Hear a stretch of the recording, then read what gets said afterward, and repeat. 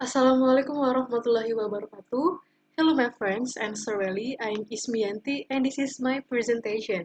In this time I will present about the meeting management. Okay, so what is meeting management? Meeting management is the process of managing the stage and components of the entire meeting process. The action that makes meetings successful before, during, and after the meeting are equally important. Neglecting any piece of the meeting management process can lead to poor results and additional meetings. Okay, and effective meeting management tips. There is one, don't arrange meeting for the sake of it. You should only arrange meeting if you have a clear purpose and focus in mind. If not, you risk wasting everyone's time deciding what to discuss. You will likely leave the meeting in a better position than when it started. If you have frequent meetings scheduled, but you have nothing to specific to discuss, cancel the meeting. Although staff meetings are useful for good communication, you need to find a good balance between this purpose and productive use of your time. And number two is be selective with who you invite. This point doesn't mean that you should be personal about who you choose to invite. Instead, you should ask yourself, do all these people need to be in the meeting? Having people in a meeting for the sake of it is a waste of money. They could be using their time more productively elsewhere. The below example highlights this well. And number three is decide and set objective. You should decide what outcomes you want to achieve from the meeting before you have it. When the meeting is arranged, you should then set this point as objective. And your objective should focus on what exactly you want to discuss in the meeting. For example, decide how we are going to market our new product. And number four is follow the agenda. A key tip for effective meeting management is to write and share an agenda before the meeting. This should include your objectives so that everyone knows what to expect when they are in a meeting. Having an agenda gives you a clear focus and help you to stay on topic. Furthermore, when you share an agenda, you let people know if there is anything they need to prepare in advance. Your agenda should be realistic. There's no point setting a lot of objectives and only giving yourself 20 minutes to achieve them. It may also be beneficial to assign somebody as the meeting facilitator. That way, in a meeting goes off topic, they can remind people of the agenda and bring the topic back to the meeting focus. And number five is be prepared. This step follows on from creating and following an agenda. You must always prepare for meetings and complete any necessary tasks before you attend. Not only will this help to keep the meeting on track, but it will also show that you care enough for the meeting to prepare for it.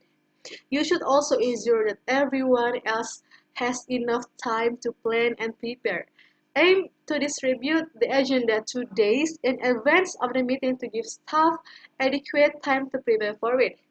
Ensure that you keep employee schedules in mind, such as even employee has the day before the meeting off, and plan around this so that you still give them an adequate amount of preparation time. Although we recommend giving 2 days notice, you should give a longer notice if there is a lot of reading and preparation to do. And number six is leave a room for creativity. Although having an agenda is extremely important so your meeting stays on track, this should not be so rigid that it disallows for creativity or for people express their ideas and options. A successful meeting should have elements of creativity in it. Often, these arises when people are effectively listening and are not just passively attending, which is another reason why it is important to not invite everyone for sake of it. And number 7 is be on time. Being on time for a meeting is an essential part of effective meeting management. If you turn up late, you may feel rushed and miss out on an important point, which can affect the whole meeting. Additionally, being late shows an element of disrespect for all those who are on time. This step also covers finishing the meeting on time. It's important not to run over by discussing things that are irrelevant or missing from your agenda. This wastes time and money and may leave you feeling like the meeting was unproductive. And the meeting runs over because you did not have time to discuss your objective and your agenda. Give yourself a more realistic time frame next time. And number 8 is have no distraction. If you have distraction in the room with you, this can affect the productivity of the meeting and may cause you to go off topic. You should not have mobile phones in meeting, except under certain circumstances. And number 9 is be respectful. You should always respect what everyone has to say in the meeting.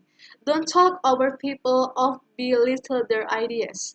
If you create an atmosphere of mutual respect, people will be much more likely to share their thoughts and opinions. And number 10 is have a question and answer session.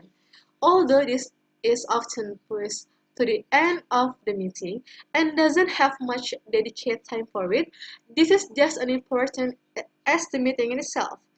Q&A sessions should happen in all meetings, but it's especially important if your meetings are with external clients or those who are not in your team. By having this session, you actively engage people in a meeting and make them think carefully about what was said if they fully understood it. You should encourage people to ask questions often. If you give no mention of asking questions, many people will be too afraid to ask for a fear of imposing. A useful tip is ask participants questions in advance. For this, you should tell them the topic and ask what they want you to answer about it. Not only does it ensure that you cover the relevant topic and questions in a meeting, but you can ask people at the end if you answer their question and if their concern has gone. And the last is next steps. If there are any next steps at the end of the meeting, it's important that you communicate this effectively and to necessary parties. For example, if somebody needs to type up notes from the meeting, they must know to do this. Everyone should know what's required of them when they leave the meeting.